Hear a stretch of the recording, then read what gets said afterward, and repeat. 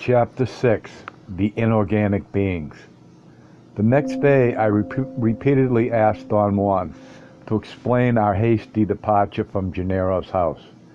He refused to even mention the incident. Gennaro was no help either. Every time I asked him, he winked at me, grinning like a fool. In the afternoon, Don Juan came to the back patio of his house, where I was talking with his apprentices. As if on cue, all the young apprentices left instantly.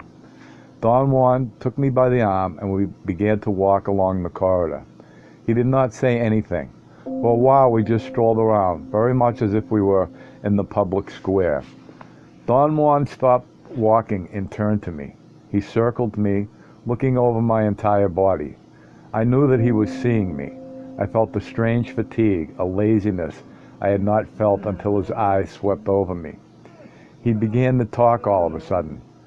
The reason Gennaro and I didn't want to focus on what happened last night, he said, was that you had been very frightened during the time you were in the unknown. Gennaro pushed you, and things happened to you in there. What things, Don Juan? Things that are still difficult, if not impossible, to explain to you now, he said. You don't have enough surplus energy to enter into the unknown and make sense of it. When the new seers arranged the order of the truths about awareness, they saw that the first attention consumes all the glow of awareness that human beings have, and not an iota of energy is left free. That's your problem now. So the new seers proposed that warriors, since they have to enter into the unknown, have to save their energy. But where are they going to get energy if all of it is taken? They'll get it, the new seers say, from eradicating unnecessary habits. He stopped talking and solicited questions. I asked him what eradicating unnecessary habits did to the glow of awareness. He replied that it detaches awareness from self-reflection and allows it the freedom to focus on something else. The unknown is forever present, he continued, but it is outside the possibility of our normal awareness. The unknown is the superfluous part of the average man. It is superfluous because the average man doesn't have enough free energy to grasp it. After all the time you spent in the warrior's path, you have enough free energy to grasp the unknown, but not enough energy to understand it or even to remember it. He explained that at the sight of the flat rock, I had entered very deeply into the unknown. But I indulged in my exaggerated nature and became terrified, which was about the worst thing anyone can do. So I had rushed out of the left side like a bat out of hell, unfortunately taking a legion of strange things with me. I told Don Juan that he was not getting to the point that he should come out and tell me exactly what he meant by a legion of strange things. He took me by the arm and continued strolling around with me. In explaining awareness, he said, I am presumably fitting everything or nearly everything into place. Let's talk a little bit about the old seers. Gennaro, as I told you, is very much like them. He led me then into the big room. We sat down there, and he began his elucidation. The new seers were simply terrified by the knowledge that the old seers had accumulated over the years, Don Juan said. It's understandable. The new seers knew that knowledge leads only to total destruction. Yet they were also fascinated by it, especially by the practices. How did the new seers know about those practices, I asked. They are the legacy of the old Toltecs, he said. The new seers learn about them as they go along. They hardly ever use them, but the practices are there as part of their knowledge. What kind of practices are they, Don Juan? They are very obscure formulas, incantations, lengthy procedures that have to do with the handling of a very mysterious force. At least it was mysterious to the ancient Toltecs, who masked it and made it more horrifying than it really is. What is this mysterious force? I asked. It's a force that is present throughout everything there is, he said. The old seers never attempted to unravel the mystery of the force that made them create their secret practices. They simply accepted it as something sacred. But the new seers took a close look and called it will, the will of the eagle's emanations, or intent.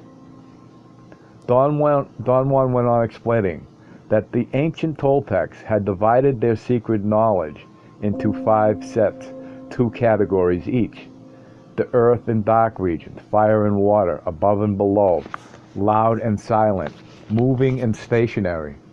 He speculated that there must be thousands of different techniques, which became more and more intricate as time passed. The secret knowledge of the earth, he went on, had to do with everything that stands on the ground. There were particular sets of movements, words, unguents, potions that were applied to people, animals, insects, trees, small plants, rocks, soil. These were techniques that made the old seers into horrid beings, and their secret knowledge of the earth was employed either to groom or to destroy anything that stands on the ground. The counterpart of the earth was what they knew as the dark regions. These practices were by far the most dangerous. They dealt with entities without organic life, living creatures that are present on the earth and populated together with all organic beings. Doubtlessly, one of the most worthwhile findings of the ancient seers, especially for them, was the discovery that organic life is not the only form of life present on this earth. I did not quite comprehend what he had said.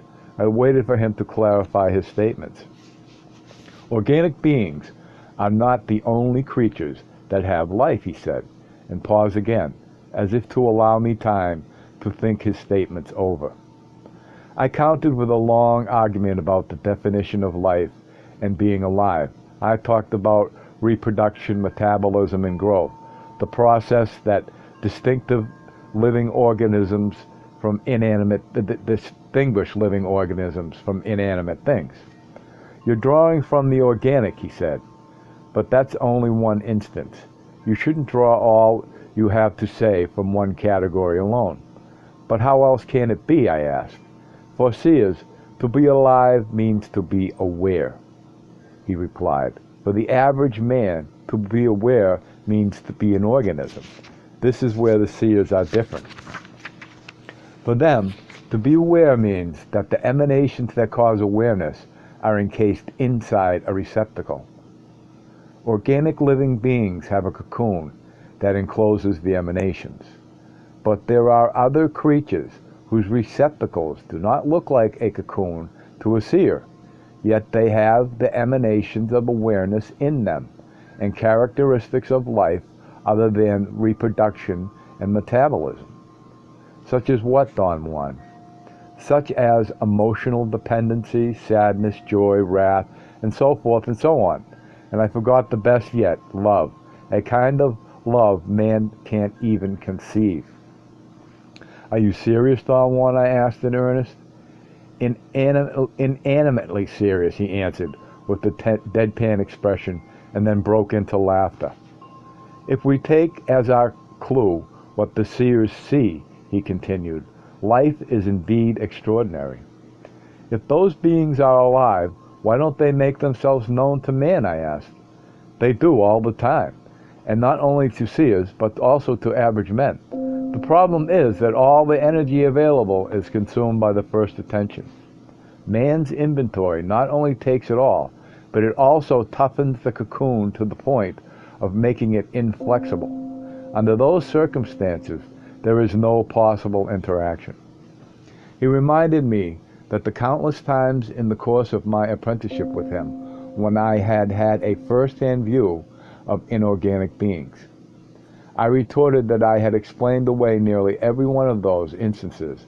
I had even formulated the hypothesis that his teachings, through the use of hallucinogenic plants, were geared to force an agreement on the part of the apprentice about a primitive interpretation of the world. I told him that I had not formally called it primitive interpretation, but in anthropological terms, I had labeled it a new world view proper to hunting and gathering societies. Don Juan laughed until he was out of breath. I really don't know whether you're worse in your normal state of awareness or in a heightened one, he said. In your normal state, you're not suspicious, but boringly reasonable. I think I like you best when you are way inside the left side, in spite of the fact that you are terribly afraid of everything, as you were yesterday. Before I had time to say anything at all, he stated that he was pitting what the old seers did against the accomplishment of the new seers, as a sort of counterpoint, with which he intended to give me a more inclusive view of the odds I was up against. He continued then with his elucidation of the practices of the old seers. He said that another of their great findings had to do with the next category of secret knowledge, fire and water. They discovered that flames have a most peculiar quality. They can transport man bodily, just as water does. Don Juan called it a brilliant discovery. I remarked that there are basic laws of physics that would prove that to be impossible. He asked me to wait until he had explained everything before drawing any conclusions. He remarked that I had to check my excessive rationality because it constantly affected my states of heightened awareness. It was not a case of reacting every which way to external influences, but of succumbing to my own devices. He went on explaining that the ancient Toltecs, although they obviously saw, did not understand what they saw. They merely used their findings without bothering to relate them to a larger picture. In the case of their category of fire and water, they divided fire into heat and flame, and water into wetness and fluidity. They correlated heat and wetness and called them the lesser properties. They considered flame and fluidity to be higher properties with magical powers, and they used them as a means for bodily transportation to the realm of non-organic life. Between their knowledge of that kind of life and their fire and water practices, the ancient seers became bogged down in a quagmire with no way out. Don Juan assured me that the new seers agreed that the discovery of non-organic living beings was indeed extraordinary, but not in the way the old seers believed it to be. To find themselves in a one-to-one relation with another kind of life gave the ancient seers a false feeling of invulnerability, which spelled their doom. I wanted him to explain the fire and water techniques in greater detail. He said that the old seer's knowledge was intricate as it was useless, and that he was only going to outline it. Then he summarized the practices of the above and below. The above dealt with secret knowledge about wind, rain, sheets of lightning, clouds, thunder, daylight, and the sun. The knowledge of the below had to do with fog, water of underground springs, swamps, lightning bolts, earthquakes, the night, moonlight, and the moon. The loud and the silent were a category of secret knowledge that had to do with the manipulation of sound and quiet. The moving and the stationary were practices concerned with mysterious aspects of motion and motionlessness. I asked him if he could give me an example of any of the techniques he had outlined. He replied that he had already given me dozens of demonstrations over the years. I insisted that I had rationally explained away everything he had ever done to me. He did not answer. He seemed to be either angry at me for asking questions or seriously involved in searching for a good example. After a while he smiled and said that he had visualized the proper example. The technique I have in mind is to be put in action in the shallow depths of a stream, he said. There is one near Gennaro's house. What will I have to do? You will have to get a medium-sized mirror. I was surprised at his request. I remarked that the ancient Toltecs did not know about mirrors. They didn't, he admitted, smiling. This is my benefactor's addition to the techniques. All the ancient seers needed was a reflecting surface. He explained that the technique consisted of submerging a shiny surface into a shallow water into the shallow water of a stream. The surface could be any flat object that had some capacity to reflect images. I want you to construct a solid frame made of sheet metal for a medium-sized mirror, he said. It has to be waterproof, so you must seal it with tar. You must make it yourself with your own hands. And when you have made it, bring it over and we'll proceed. What's going to happen, Don Juan? Don't be apprehensive. You yourself have asked me to give you an example of an ancient Toltec practice. I asked the same thing of my benefactor. I think everybody asked for one at a certain moment. My benefactor said that he did the same thing himself. His benefactor, the Nagal Elias, gave him an example. My benefactor, in turn, gave the same one to me. And now I am going to give it to you. At the time my benefactor gave me the example, I didn't know how he did it. I know now. Someday you yourself will also know how the technique works. You will understand what's behind all this. I thought that Don Juan wanted me to go back home to Los Angeles and construct the frame for the mirror there. I commented that it would be impossible for me to remember the task if I did not remain in heightened awareness. There are two things out of kilter with your comment, he said. One is that there is no way for you to remain in heightened awareness because you won't be able to function unless I or Gennaro or any of the warriors in the Nagal's party nurse you every minute of the day as I do now. The other is that Mexico is not the moon. There are hardware stores here. We can go to Oaxaca and buy anything you need. We drove to the city the next day, and I bought all the pieces for the frame. I assembled it myself in a mechanic shop for a minimal fee. Don Juan told me to put it in the trunk of my car. He did not so much as glance at it. We drove back to Gennaro's house in the late afternoon and arrived there in the early morning. I looked for Gennaro. He was not there. The house seemed deserted. Why does Gennaro keep this house? I asked Don Juan. He lives with you, doesn't he? Don Juan did not answer. He gave me a strange look and went to light the kerosene lantern. I was alone in the room in total darkness.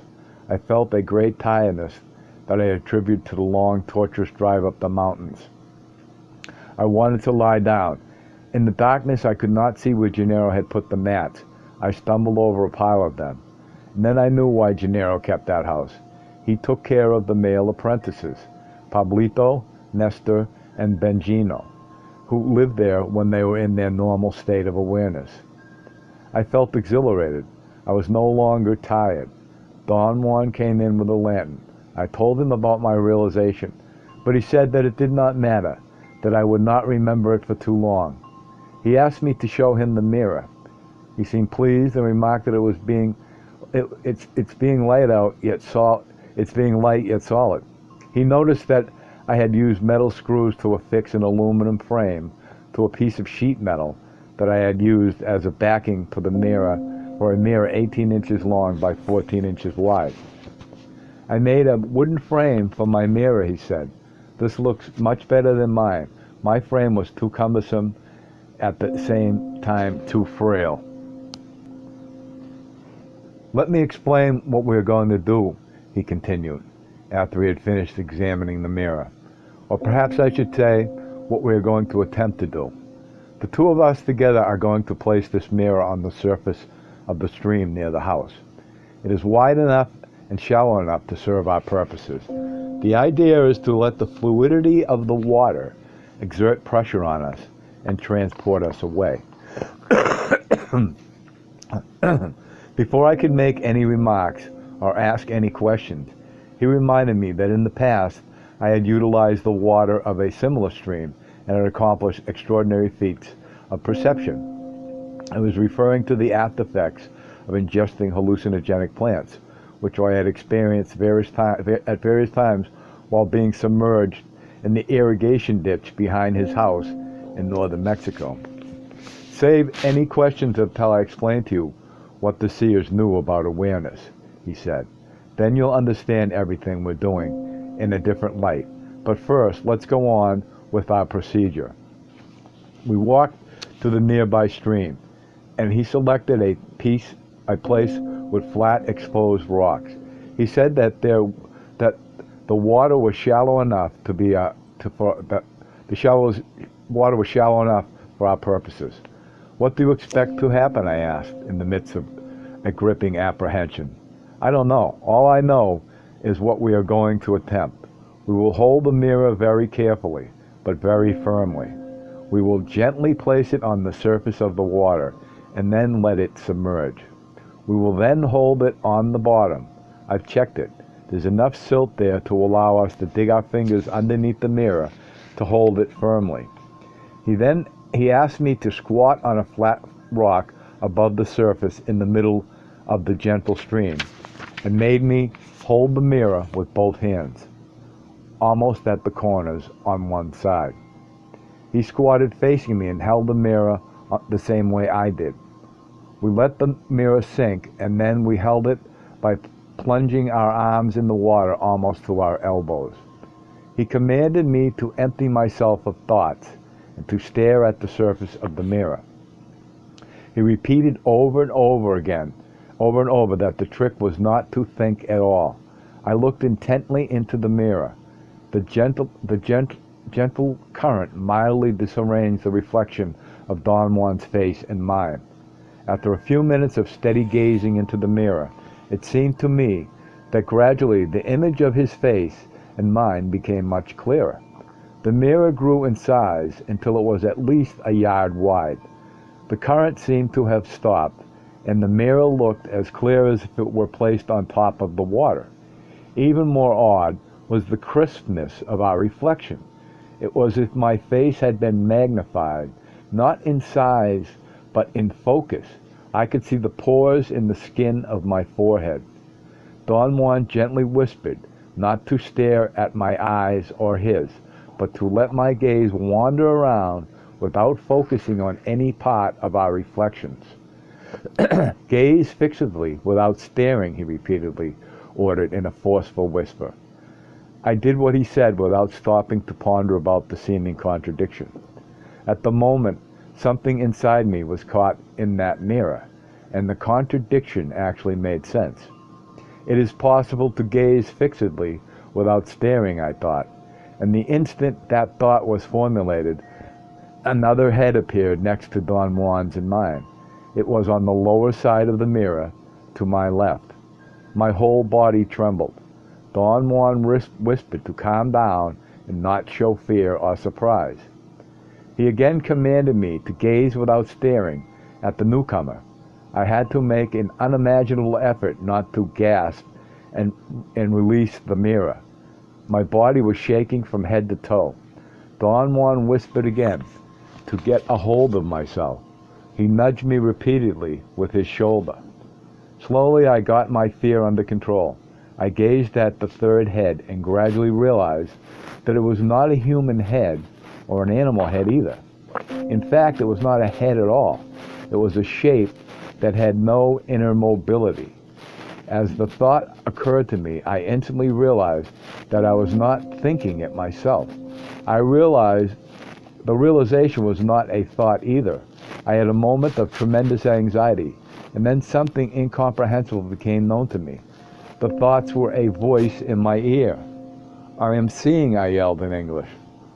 But there was no sound. Yes, you are seeing, the voice in my ear said in Spanish.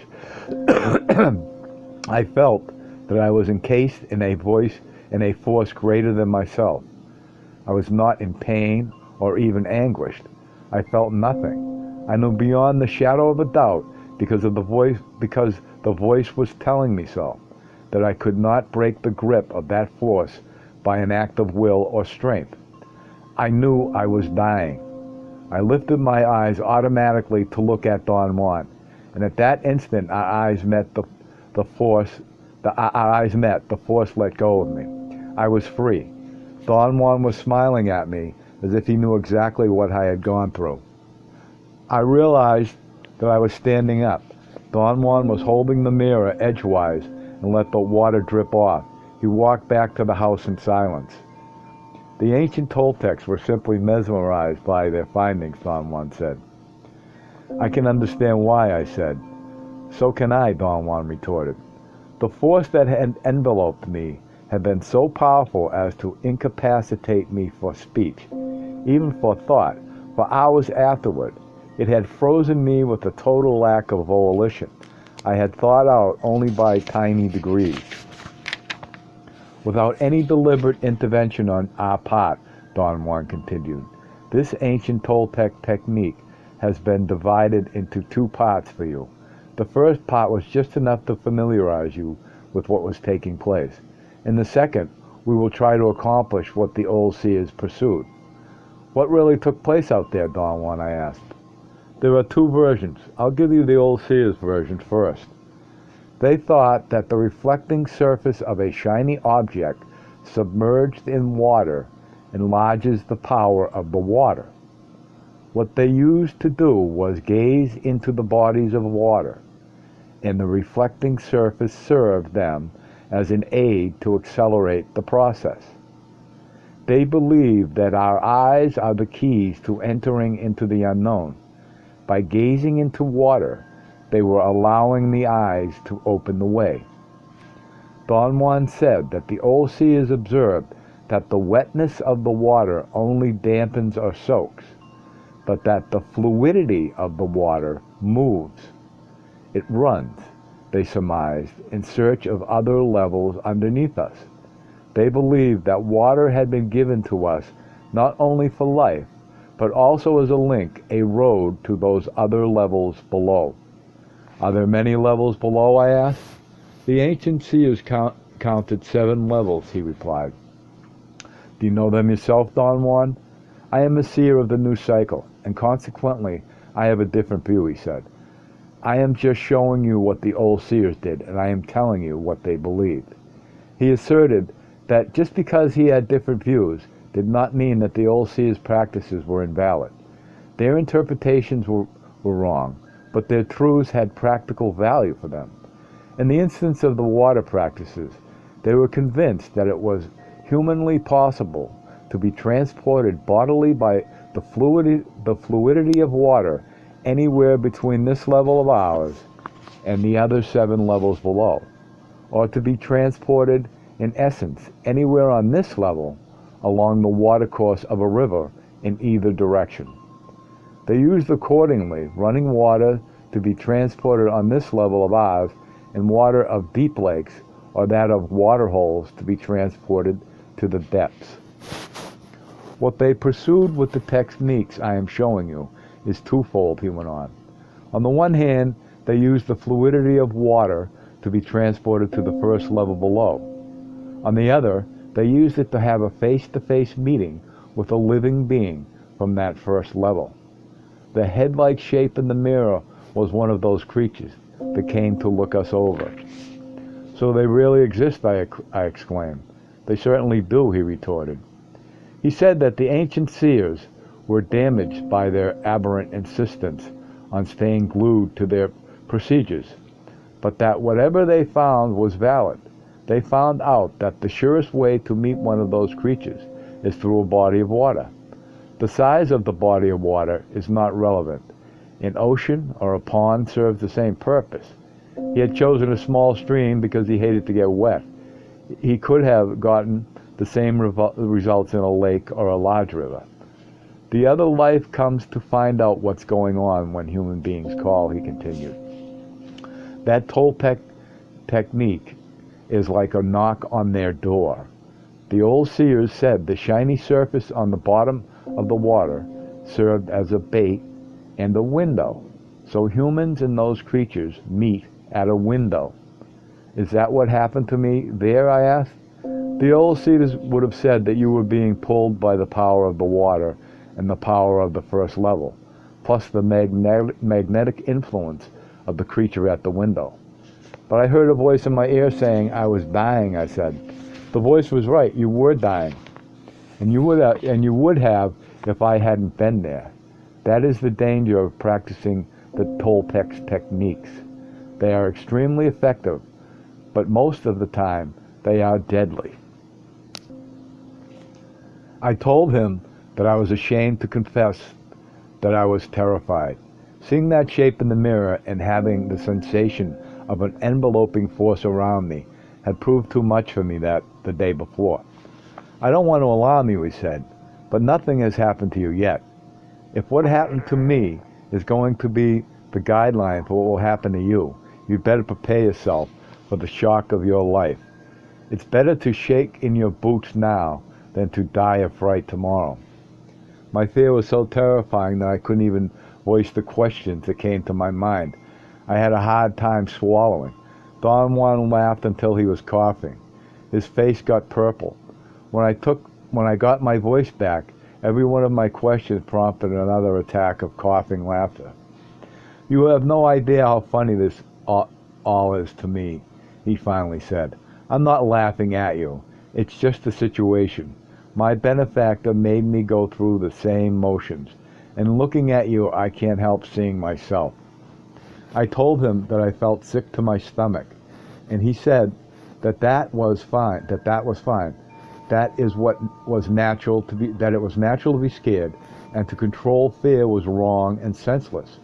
The ancient seers got trapped by suppressing their terror, when they should have been scared out of their wits. Since they did not want to stop their pursuits or abandon their comforting constructs, they controlled their fear instead. What else are we going to do with the mirror, I asked. The mirror is going to be used for a face-to-face meeting between you and that creature you only gazed at yesterday. What happens in a face-to-face meeting? What happens is that one form of life, the human form, meets another form of life. The old seers said that in this case, it is a creature from the first level of the fluidity of water. He explained that the ancient seers surmised that the 7 levels below ours were levels of the fluidity of water. For them, a spring had untold significance, because they thought that in such a case the fluidity of water is reversed and goes from the depth to the surface. They took that to be the means whereby creatures from other levels, these other forms of life, come to our plane to peer at us and observe us. In this respect, those old seers were not mistaken, he went on. They hit the nail right on the head. Entities that the new seers call allies do appear around water holes. Was the creature in the mirror an ally, I asked? Of course, but not one that can be utilized. The tradition of the allies, which I have acquainted you with in the past, comes directly from the ancient seers. They did wonders with allies, but nothing they did was worth anything when the real enemy came along, their fellow men. Since those creatures are allies, they must be very dangerous, I said. As dangerous as men are, no more, no less. Can they kill us? Not directly, but they certainly can frighten us to death. They can cross the boundaries themselves, or they can just come to the window. As you may have realized by now, the ancient Toltecs didn't stop at the window either. They found weird ways to go beyond it. The second stage of the technique proceeded very much as had the first, except that it took perhaps twice as long for me to relax and stop my internal turmoil. When that was done, the reflection of Don Juan's face and mine became instantly clear.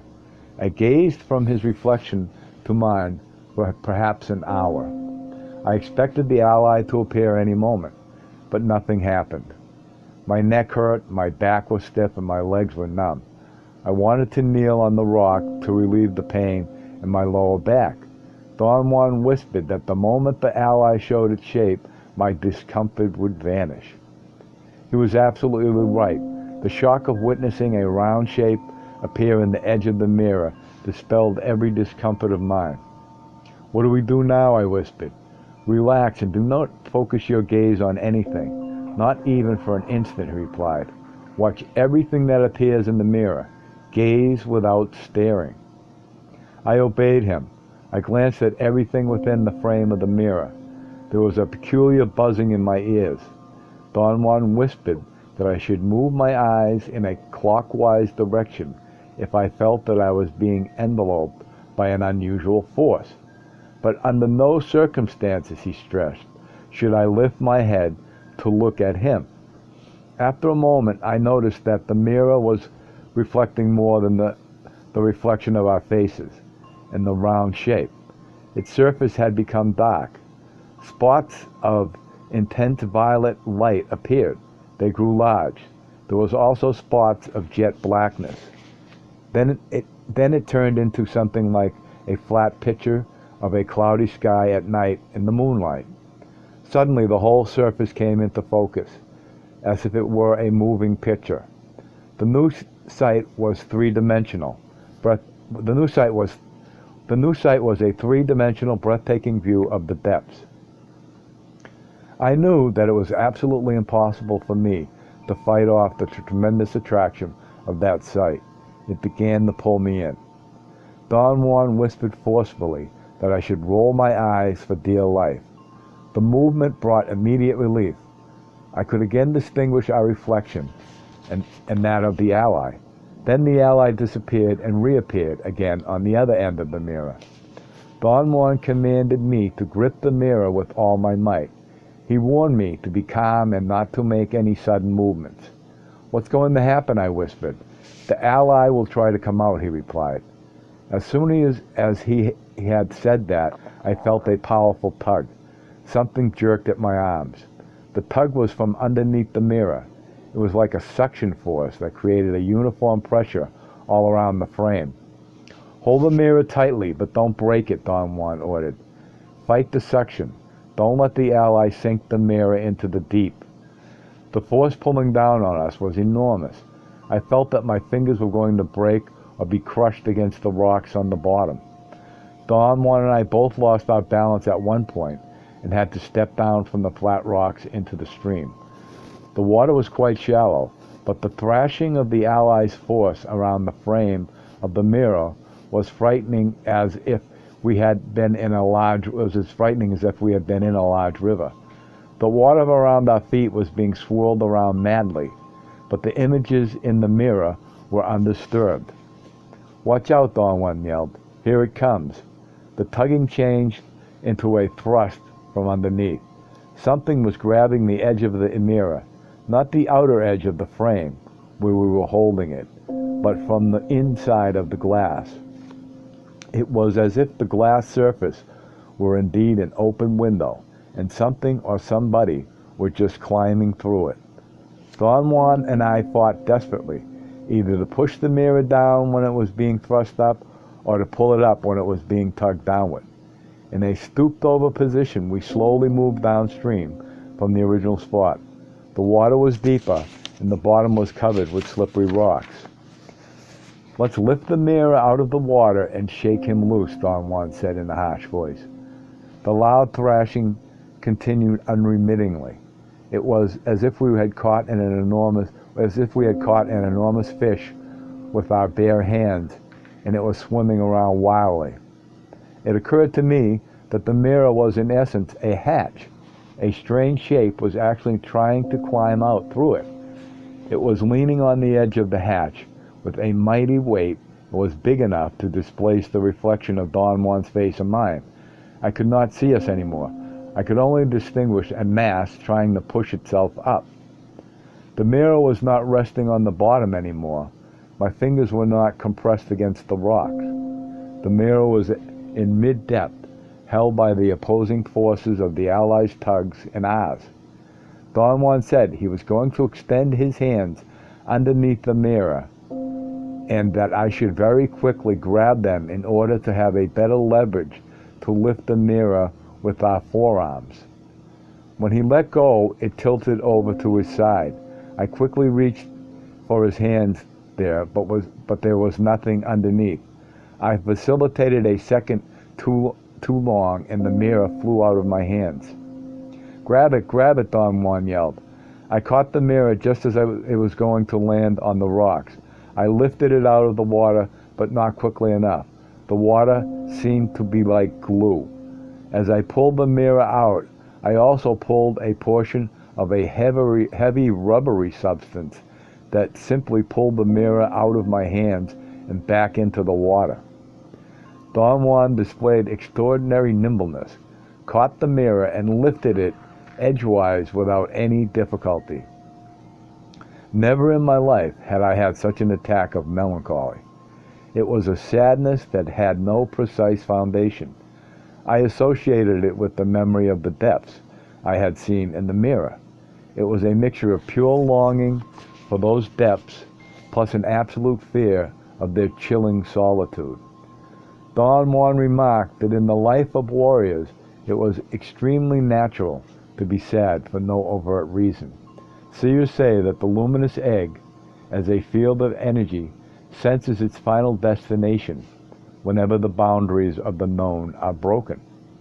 A mere glimpse of the eternity outside the cocoon is enough to disrupt the coziness of our inventory.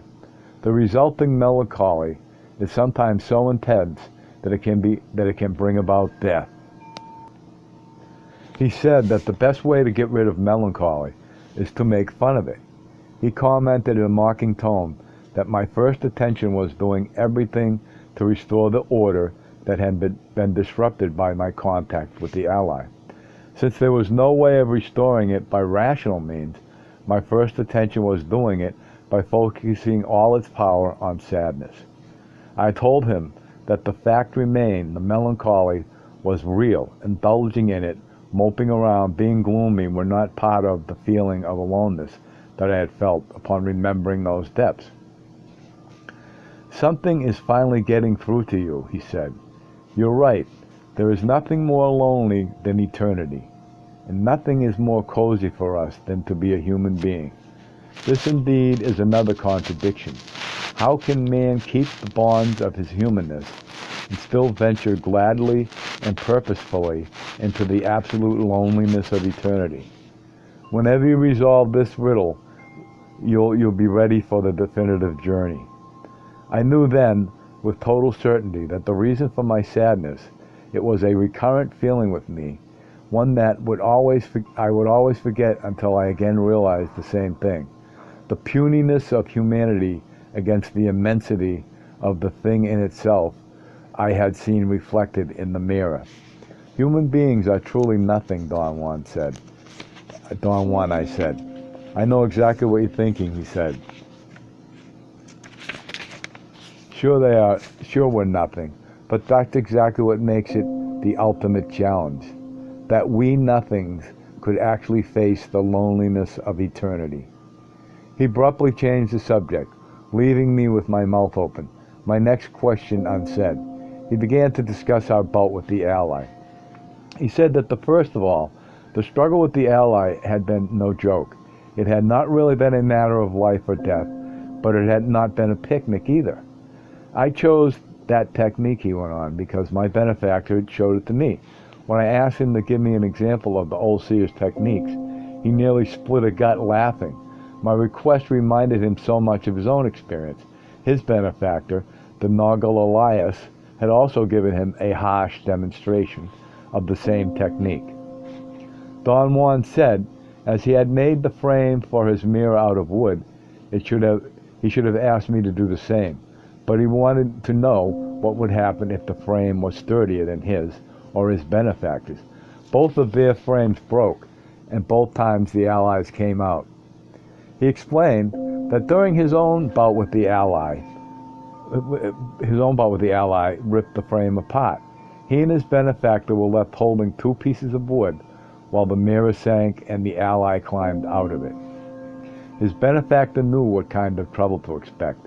In the reflection of mirrors, allies are not really frightening because one sees only a shape, a mass of sorts, but when they are out, because being truly fearsome looking things, they are a pain in the neck. He remarked that once the Allies get out of their level, it is very difficult for them to go back. The same prevails for man. If seers venture into a level of those creatures, chances are they are never heard of again. My mirror was shattered by the Allies' force, he said. There was no more window, and the Ally couldn't get back. So it came after me. It actually ran after me, rolling on itself. I scrambled on all fours at top speed, screaming with terror. I went up and down the hills like a possessed man. The Ally was inches away from me the whole time.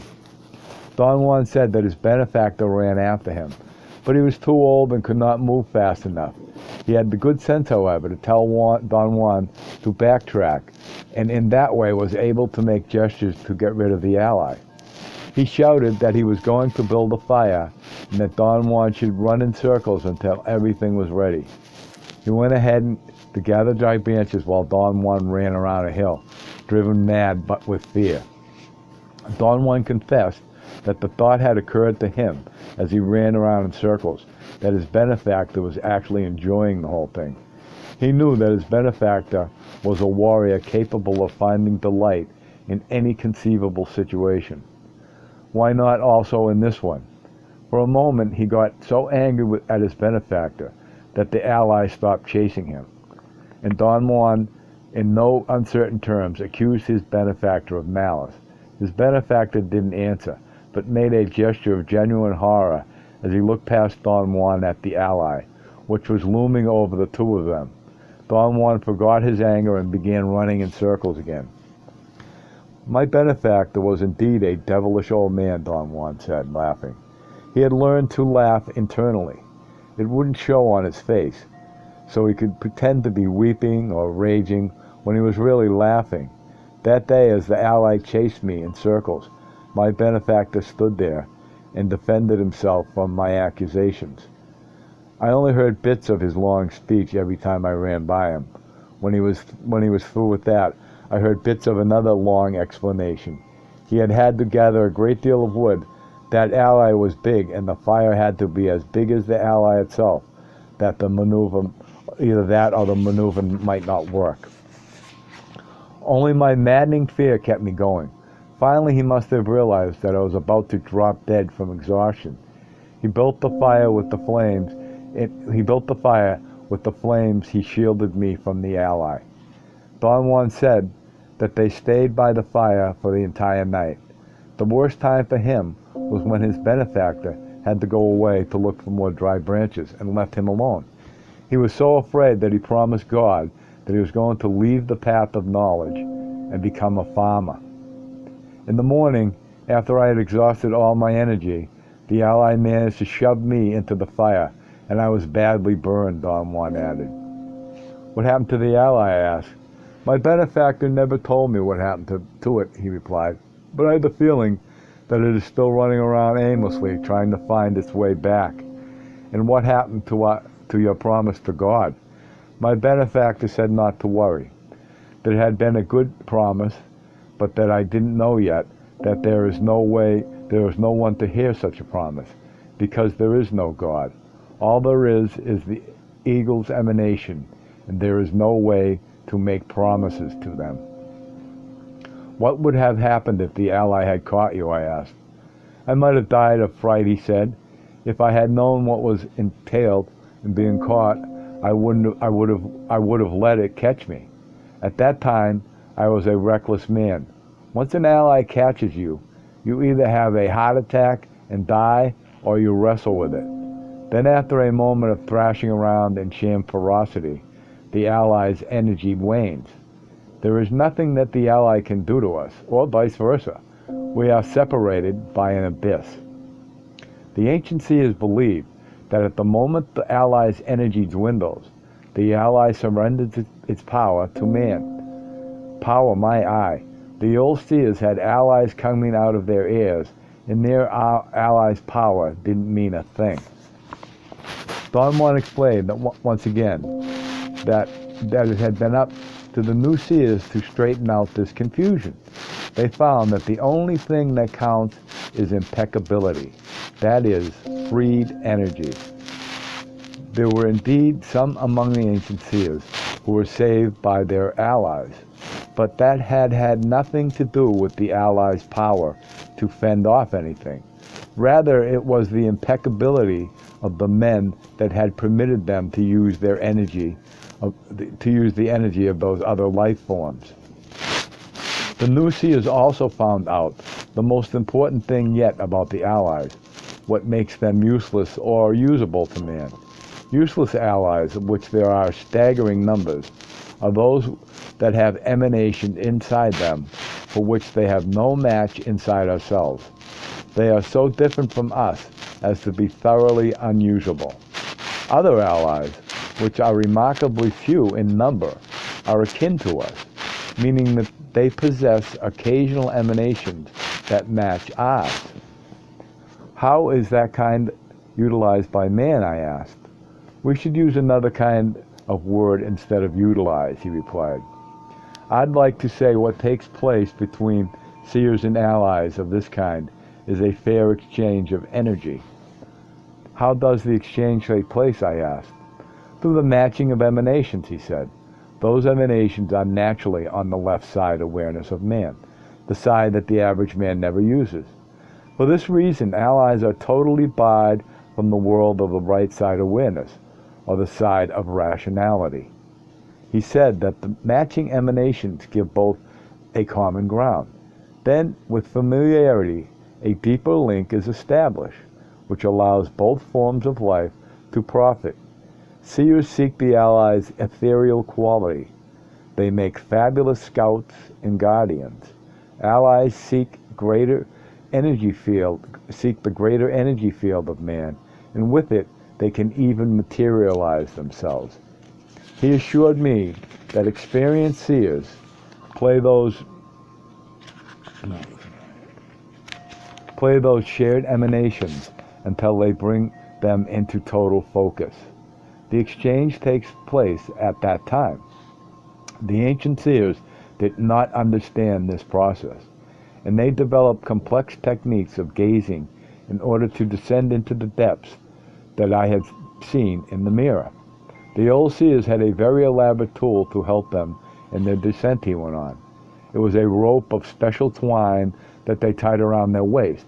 It had a soft butt soaked in resin, which they fitted into their navel itself like a plug. The seers had an assistant or a number of them who held them by the rope while they were lost in their gazing.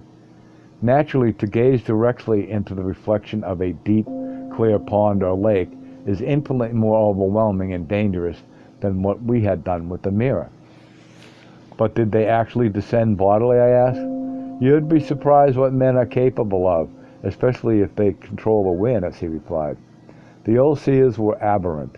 In their excursions to the depths, they found marvels.